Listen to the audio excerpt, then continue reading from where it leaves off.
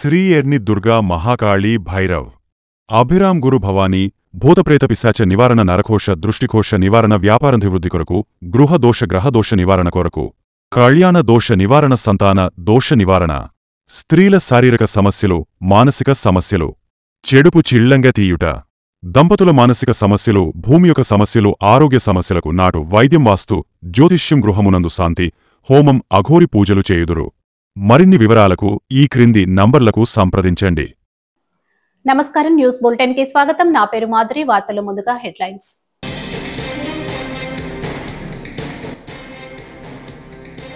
BSF సిబ్బందితో కేంద్ర హోంమంత్రి అమిత్ షా ముఖాముఖి సంభాషణ.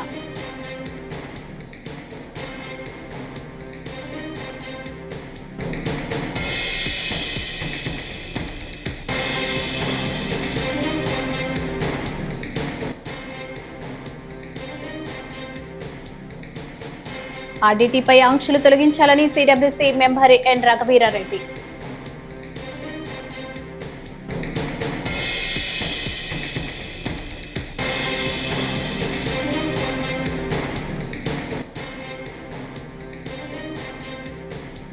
మహానాడు కార్యక్రమంలో చంద్రబాబు చేసిన వ్యాఖ్యలకు మాజీ మంత్రి ఎమ్మెల్యే జగదీష్ రెడ్డి కౌంటర్.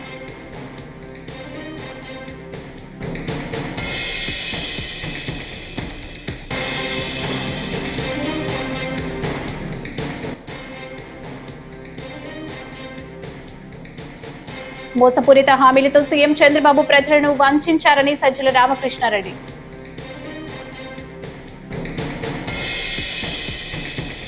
ఇక డీటెయిల్స్ చూసుకున్నట్లయితే జమ్మూ కాశ్మీర్లోని పూంచ్ జిల్లా బీఎస్ఎఫ్ సిబ్బందితో కేంద్ర హోంమంత్రి అమిత్ షా ముఖాముఖి సంభాషణ నిర్వహించారు. బీఎస్ఎఫ్ సాహసాన్ని అమిత్ షా ప్రశంసించారు. శత్రువుల నిఘా నెట్వర్క్ ను బీఎస్ఎఫ్ పూర్తిగా కూల్చివేసిందని, వాటిని తిరిగి స్థాపించేందుకు పాకిస్తాన్ కు కొన్ని ఏళ్ల పాటు సమయం పడుతుందని అన్నారు. బీఎస్ఎఫ్ సరిహద్దుల్లోని 118 పాకిస్తాన్ పోస్టులను ధ్వంసం చేసిందని వెల్లడించారు. भारत सरकार और समस्त 140 करोड़ की जनता की ओर से आप जिनका प्रतिनिधित्व करते हैं, इस सभी सीमा प्रहरियों का बहुत बहुत धन्यवाद और सबको बहुत शुभकामनाएं देने के लिए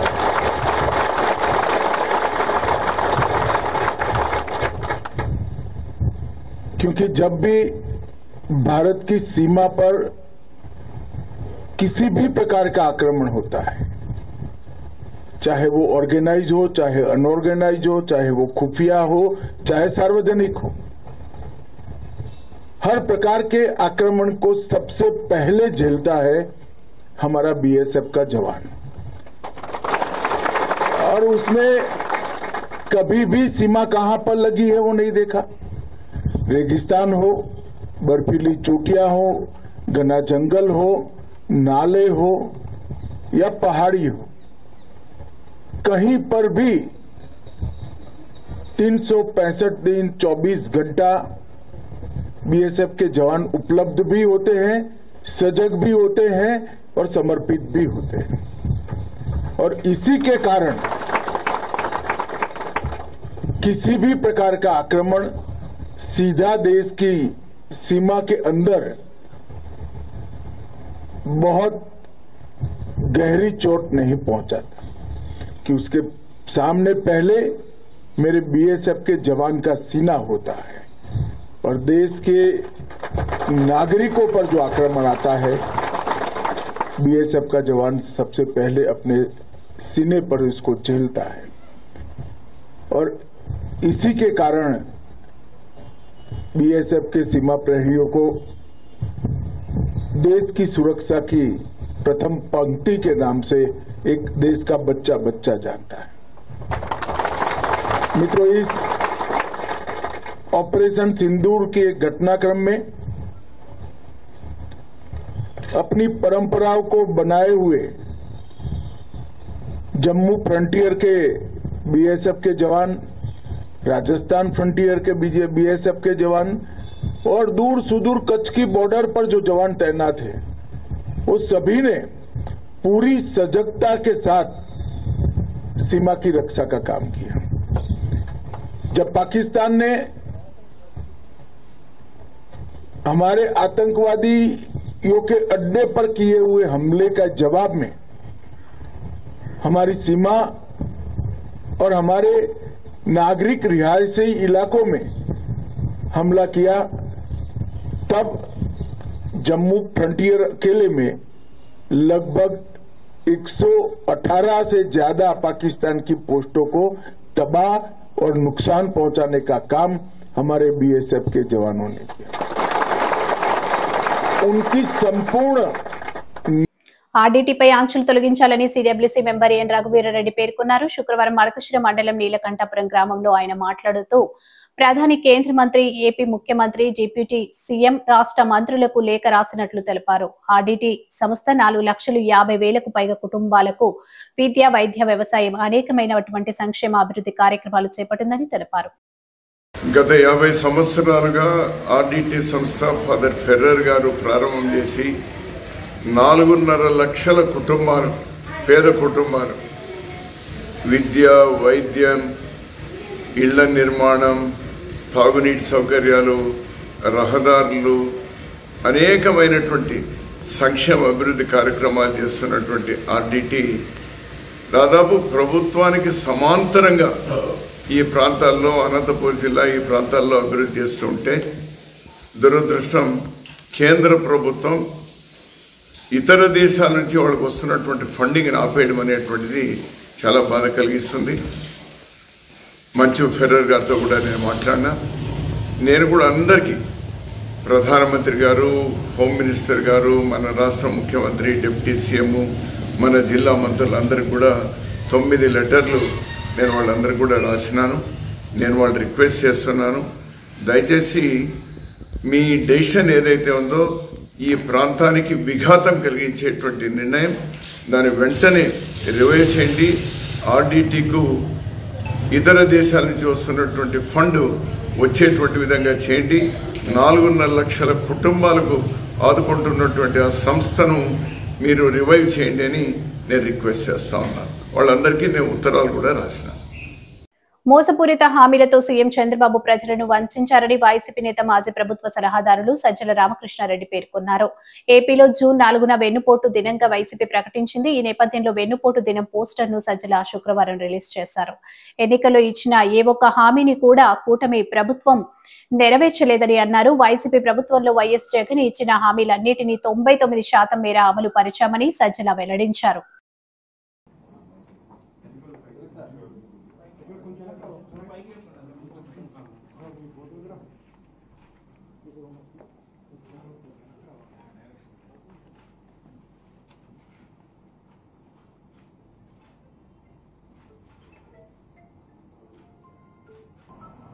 మొదలైన అరాచకపు, నిరంకుశ, మోసపూరిత పాలనకు, మోసపూరిత వాగ్దానాలతో ప్రజల నుంచి ప్రజలను భ్రమలో పెట్టి ఆయన తీసుకున్న తీర్పు, ఆ తీర్పుకు ఈరోజు జూన్ 4కు ఏడాది అవుతుంది. ఈ ఏడాది బహుశా ఇంత అరాచక పాలన కానీ ఒక్కటంటే ఒక్క హామీ కూడా పూర్తిగా అమలు చేయకుండా అడ్డంగా ప్రజలను మోసం చేయడం కానీ బహుశా చరిత్రలో ఎప్పుడూ జరిగి ఉండదు. దాన్ని ప్రశ్నించకుండా, గొంతు అనేది లేవకుండా భయోత్పాతం క్రియేట్ చేసిన స్టేట్, అంటే రాజ్యం, స్టేట్ ప్రభుత్వమే భయోత్పాతం క్రియేట్ చేసిన చరిత్ర కూడా బహుశా ఎక్కడా ఉండదు. అది ఏడాదిలోనే, ఒక్క ఏడాది కాదు, వచ్చిన రోజు నుంచే బహుశా దేశ చరిత్రలోనే కాదు ప్రపంచ చరిత్రలో కూడా అరుదుగా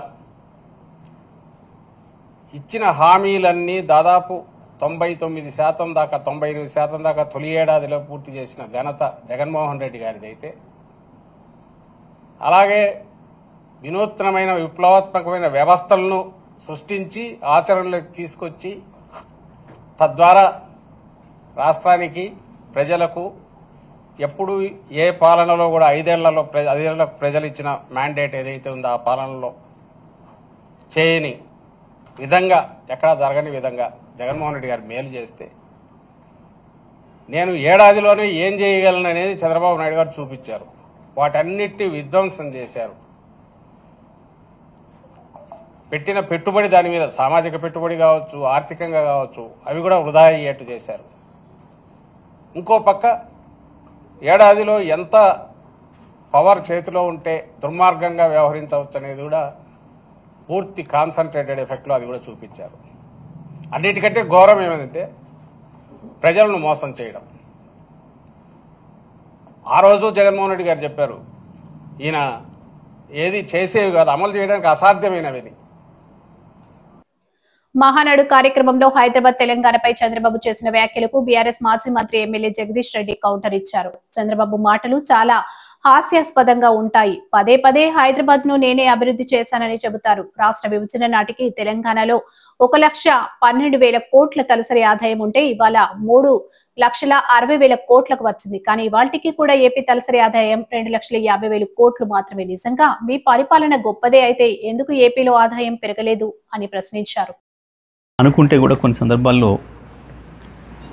ఎందుకో తప్పకుండా మాట్లాడాల్సిన అవసరం ఉందని అనిపిస్తూ ఉంది. చంద్రబాబు నాయుడు వాస్తవానికి ఏది ఊరికనే మాట్లాడాడు, దాని వెనకాల ఏదో ఉంటుంది. తెలంగాణకు సంబంధించి, హైదరాబాద్ అభివృద్ధికి సంబంధించి చంద్రబాబు మాట్లాడే మాటలు చాలా హాస్యాస్పదంగా ఉంటాయి. కానీ దాంట్లో ఏదో మోసపూరితమైన విషయాలు కూడా ఉంటాయి. ఎందుకంటే ఆయన నిన్న మొన్న మాట్లాడింది, మహానాడులో మాట్లాడింది, అసలు అది తెలంగాణకి ఏమాత్రం సంబంధం లేని కార్యక్రమం అక్కడ. కానీ అక్కడ మళ్ళీ నిన్న మాట్లాడుతూ ఇవాళ భారతదేశంలో తెలంగాణ తలసరి ఆదాయం నెంబర్ 1 ఉంది, కానీ దానికి కారణం నేనే అని మాట్లాడడం. పదే పదే హైదరాబాదు నేనే అభివృద్ధి చేసిన.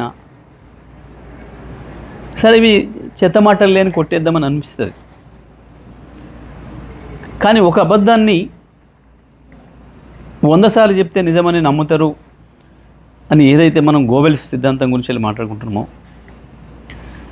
గోబెల్స్ కూడా సిగ్గుపడే పద్ధతిలో ఉంటాయి చంద్రబాబు నాయుడు గారి పనులు, మాటలు. వాస్తవానికి చంద్రబాబు నాయుడు గారు సమైక్య ఆంధ్రప్రదేశ్లో పరిపాలన చేసిండ్రు. వారు మొత్తం కలిపి చేసింది 9 సంవత్సరాలు.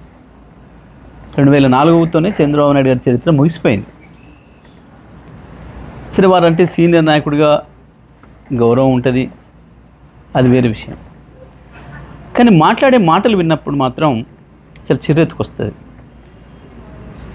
తెలంగాణ వాదులు వాళ్ళదైన పద్ధతుల్లో వాళ్ళు స్పందిస్తున్నారు సోషల్ మీడియాలో. మిత్రులు, నిజమే, కొన్నిసార్లు వాళ్ళు పెడుతున్న పదాలు, వాళ్ళు వాడుతున్న పదాలు చూస్తే కూడా కొంచెం బాధ అనిపిస్తుంది. అంత హార్ష్గా ఎందుకు మాట్లాడుతున్నారు మా వాళ్ళు అని. కానీ మీలాంటి వాళ్ళకు అదే సరైందేమో అనే భావన వచ్చేటట్లు ఉంది మీ ప్రవర్తన. ఎందుకంటే 2004లో మీరు దిగిపోయిన నాటికి సమైక్య ఆంధ్రప్రదేశ్ది తలసరి ఆదాయం 25,900, 26,000 లోపు. ఇక ఆ తర్వాత మీకు పరిపాలన సంబంధం లేదు. 2014లో మీరు ఆంధ్రప్రదేశ్ని 5 సంవత్సరాలు పరిపాలించారు. కేసీఆర్ గారు తెలంగాణ పరిపాలించాడు 2014 నుంచి 23 వరకు.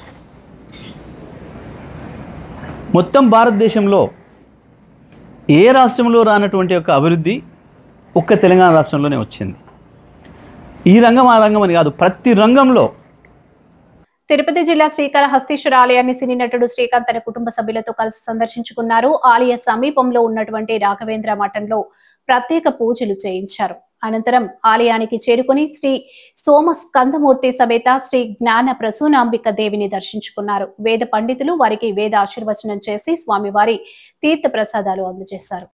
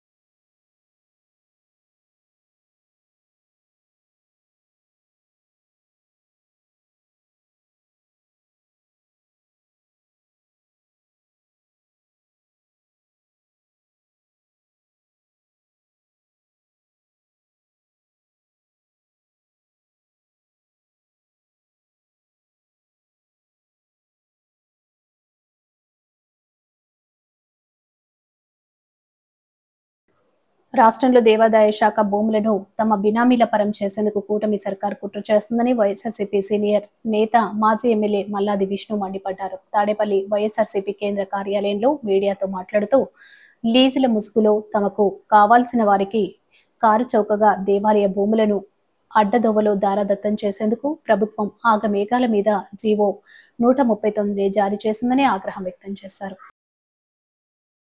ఒక మంచి సదుద్దేశంతో ఒక లక్ష్యంతో మన పెద్దవాళ్ళందరూ కూడా పనిచేసినటువంటి పరిస్థితి చూసాం. దాన్ని రాను రాను ఈ దేవాదాయ భూములు ఎలా తయారైందంటే ప్రభుత్వం తన ఇష్టం వచ్చినటువంటి తనకు కావాల్సినటువంటి వారికి దారాదత్తం చేయడం కోసం కొత్తగా ప్రభుత్వం జిఓఎంఎస్ నెంబర్ 139 అని చెప్పని 2525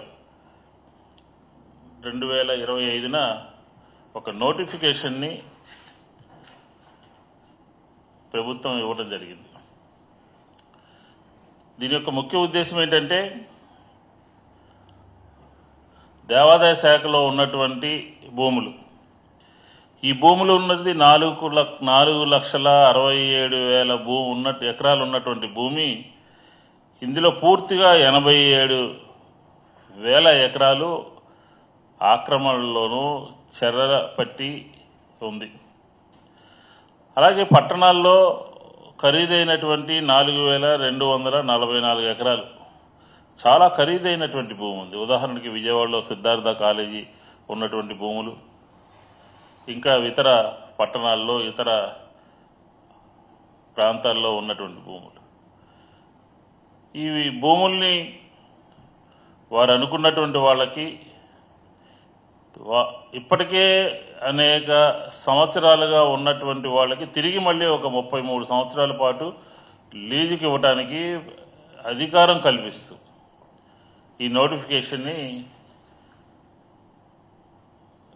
2వ తారీఖు 5వ నెలలో ఈ సంవత్సరం విడుదల చేయడం జరిగింది. దీన్ని మేము పూర్తిగా తీవ్రంగా వ్యతిరేకిస్తూ ఉన్నాం.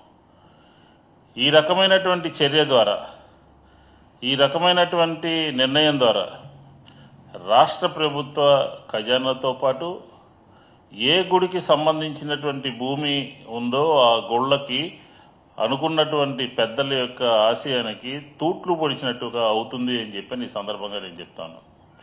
వారి సొంత మనుషులకి కట్టబెట్టేటటువంటి ప్రయత్నం చేస్తున్నారు. ఈరోజు చూడండి, మీరు ఈ 33 సంవత్సరాల పాటు ఉన్నటువంటి వారు మళ్ళీ తిరిగి ఇంకొక 33 సంవత్సరాలు లీజుకి ఇవ్వటం, 50 సంవత్సరాలు దాటిన లీజులు ఉన్నాయి, భూములు ఉన్నాయి, తిరిగి మళ్ళీ ఇంకొక 50 సంవత్సరాల పాటు వాళ్ళ చేతుల్లో ఉంటే ఆ భూములకు సంబంధించినటువంటి హక్కులన్నీ కూడా ఎవరైతే లీజుల్లో ఉన్నారో, ఎవరైతే వాడకందారులు ఉన్నారో, ఎవరి చేతుల్లో అయితే ఆ భూములు ఉన్నాయో అవన్నీ కూడా వాళ్ళ సొంతమయ్యేటటువంటి పరిస్థితి ఈరోజు ఆంధ్రప్రదేశ్లో దాపురించేటటువంటి పరిస్థితి కనపడుతోంది. ఎందుకంటే చంద్రబాబు గారి ప్రభుత్వంలో ఈ భూదోపిడీ అనేది ఎక్కువైపోయింది. ప్రభుత్వ భూములు ఇచ్చేశారు కావాల్సినటువంటి వారికి. ఇప్పుడు దేవాదాయకు సంబంధించినటువంటి భూములు ఇచ్చేటటువంటి దీనికి సర్కారు గ్రీన్ సిగ్నల్ ఇచ్చి ఎండోమెంట్స్ శాఖలో ఫైల్ నడుస్తూ ఈ నోటిఫికేషన్ విడుదల చేయడం జరిగింది. గతంలో ఉన్నటువంటి చట్టాన్ని సవరణ చేసేటటువంటి పరిస్థితికి వచ్చేసారు ఆల్రెడీ. ఎందుకంటే ఇప్పటిదాకా అమల్లో ఉన్నటువంటి నిబంధనల ప్రకారం అయితే దేవుడి భూములు. ప్రముఖ యూట్యూబర్ బయ్యా సన్నీ యాదవ్ అరెస్టు నేపథ్యంలో ఆయన స్నేహితుడు చెర్రీ ఓ వీడియో రిలీజ్ చేశారు. పాకిస్తాన్ ఎవరికి వెళ్లినా ఇంటెలిజెన్స్ అధికారులు విచారణ చేయడం సాధారణమని అన్నారు. జ్యోతి మల్హోత్రా అరెస్ట్ నేపథ్యంలో మిగతా యూట్యూబర్లను విచారణ చేస్తున్నారని తెలిపారు. కానీ సన్నీని అరెస్ట్ చేస్తున్నట్లు తల్లిదండ్రులకు చెప్పకుండా మీడియాకు చెప్పడం సరికాదన్నారు. మీడియా లేనిపోనివి చెప్పి ఒకరి జీవితాన్ని నాశనం చేయొద్దని అన్నారు. సో అది అన్ని న్యూస్ ఛానల్స్లో అన్ని ఏదేదో పెడుతూ కూర్చున్నారు. So I want to clarify some things and I have some questions to ask. So first thing వచ్చి ఇది పాకిస్తాన్ వెళ్ళి రైడ్ చేయాలన్నది సన్నీది ఎప్పటి నుంచో డ్రీము, ఓకేనా? ఎప్పటి నుంచో సన్నీది కానీ నాది కానీ ఇద్దరిది. బట్ నేను అక్కడ రైడ్ చేస్తున్నాను కాబట్టి నేను వాళ్ళకి పోలేకపోయినా, నాకు వీసా దొరకలేదని చెప్పేసి. సన్నీకి వీసా దొరికింది, ఎట్లో అట్లా వెళ్ళి రైడ్ చేసేసి వచ్చిండు. ఇప్పుడు రైడ్ చేసి వచ్చిన తర్వాత వీడియోస్ పోస్ట్ చేస్తున్నారు అనమాట. సో ఇట్స్ ఆబ్వియస్ థింగ్, అట్లాంటి కంట్రీస్కి మనం వెళ్ళినప్పుడు, పాకిస్తాన్ కానీ ఆఫ్ఘనిస్తాన్ కానీ ఇటువంటి కంట్రీస్ మనం వెళ్ళినప్పుడు మన ఇంటెలిజెన్స్ నుంచి మనల్ని సిబిఐ కానీ ఎవరన్నా కానీ మనల్ని పిలిచి అడుగుతారనమాట, ఎందుకని వెళ్ళినారు, వాట్స్ ద పర్పస్, ఎట్లా వెళ్ళినారు, ఎట్లా మీకు వీసా దొరికింది, ఇట్లాంటి క్వశ్చన్స్ అన్నీ అడుగుతారనమాట. ఇది చాలా కామన్ అయిన ఒక థింగ్. సో వన్స్ వచ్చి అవంతా ఏం లేదని చెప్పి క్లారిఫై అయిన తర్వాత పంపించేస్తారనమాట. మోస్ట్లీ మన ఫోన్లో ఉన్న వాట్సాప్ మెసేజెస్ అన్నీ చెక్ చేస్తారు. ఇట్స్ కొన్ని ఎట్లా చెప్పాలంటే, కొన్ని కంట్రీస్ మనం వెళ్ళినప్పుడు ఖచ్చితంగా ఇటువంటి ఒక ప్రాసెస్ ఉంటుందని చెప్పేసి అన్ని ట్రావెలర్స్కి తెలిసిందే అది. So it's not new. But ఇక్కడ ఏం జరుగుతుందంటే, ఇప్పుడు రీసెంట్ టైమ్స్లో జ్యోతి మల్హోత్రా సమ్వన్, ఆ అమ్మాయి వచ్చి స్పై అని చెప్పేసి దొరికిపోయింది కదా. సో ఆమె వల్ల ఎవరెవరైతే వెళ్ళినారో వాళ్ళ మీద అందరి మీద ఒక డౌట్ క్రియేట్ అయ్యి దే స్టార్టెడ్ దర్ ఇన్వెస్టిగేషన్ అనమాట. సో ఇన్వెస్టిగేషన్ ఒక పక్క okay fine, investigation it's necessary, ఖచ్చితంగా వాళ్ళు చేయాల్సిందే, because it's national threat if something bad. The thing is, వాళ్ళు ప్రాపర్గా వాళ్ళ పేరెంట్స్ కన్నా ఎక్కడ ఉన్నారని చెప్పాలన్నమాట. ఒక వ్యక్తిని తీసుకుని వెళ్ళినప్పుడు వాళ్ళ పేరెంట్స్కి కానీ వాళ్ళకి పక్కన ఉన్న వాళ్ళకి కానీ ఎంత భయపడతారు. ఇట్లాంటి ఒక సినారియోలో వాళ్ళకి ప్రాపర్ ఇన్ఫర్మేషన్స్ పాస్ చేయాలి. ఆ పర్సన్ ఎక్కడున్నాడు, వీళ్ళ ఇన్వెస్టిగేషన్ ఎన్ని రోజులు కొనసాగుతుంది అని చెప్పేసి అన్నీ ప్రాపర్గా ఇన్ఫామ్ చేయాలి. అటువంటిది ఏం చేయకుండా మీడియాకి వెళ్ళి ఇది వచ్చి ఒక పర్సన్తోని లైఫ్ అనమాట, ఊరికే నార్మల్ ఇష్యూ కాదు, ఒక దేశ ద్రోహం అన్నట్టు ఒక ఇది జ్యోతి మల్హోత్రా మీద పడిందనమాట. సో మీరు ఒక మీడియాకి ఇట్లాంటి దీన్ని ఇన్వెస్టిగేట్ చేసేటప్పుడు ఎంత సీక్రెసీ మెయింటైన్ చేయాలి దాని మీద. ఆ పర్సన్తో డీటెయిల్స్ బయటికి రాకూడదు unless and until is proved guilty, కరెక్టా? బట్ ఒక పేరెంట్స్కి కూడా ఆయన ఎక్కడున్నాడని చెప్పకుండా ఇప్పటిదాకా పెట్టుకొని మీరు ఇన్వెస్టిగేషన్ చేయండి, ఎవరు చేయొద్దని చెప్పట్లే. బట్ పేరెంట్స్కి తెలియాలి కదా ఆ పర్సన్ ఎట్లున్నాడు, మంచిగా ఉన్నాడా, ఏమవుతుందని చెప్పేసి అది తెలియదు కదా. వాళ్ళకి తెలియకుండా జస్ట్ మీడియాకి వెళ్ళి మేము ఇట్లా అరెస్ట్ చేసినాము, మేము ఇన్వెస్టిగేట్ చేస్తున్నాము అని చెప్పి మీడియాకి చెప్పడం, how is this proper thing actually? So ఏం వాళ్ళు ట్రై చేస్తున్నారని తెలియట్లేదు దీని నుంచి. బట్ ఐఎమ్ రిక్వెస్టింగ్, ఫస్ట్ వాళ్ళ పేరెంట్స్కి ఇన్ఫామ్ చేయండి ఆ పర్సన్ ఎక్కడున్నాడో ఎట్లున్నాడో అని చెప్పేసి. మీడియాసు దీన్ని మీ వ్యూస్ కోసం అని చెప్పేసి ఒక పర్సన్తోని లైఫ్ని స్పాయిల్ చేసేయకండి. మీ ఇష్టానికి నోటికి వచ్చిందంతా వాయి, జస్ట్ లైక్ దట్. ఎందుకంటే unless and until a person is proven guilty, they should not reveal his identity and they should not emerge things. అట్లా మీడియాలో ఊరికే నార్మల్గా ఏదైనా ఒకటి పెడితేనే పెద్ద ఇష్యూ అవుతుంది అనమాట. మన ఇండియాలో ఇట్లాంటి చాలా జరిగింది. చాలా మందిని మన దేశద్రోహి అని చెప్పి తర్వాత ఆయన లేదు అని. ఈ వార్తలు ఇంతటితో సమాప్తం. నమస్కారం.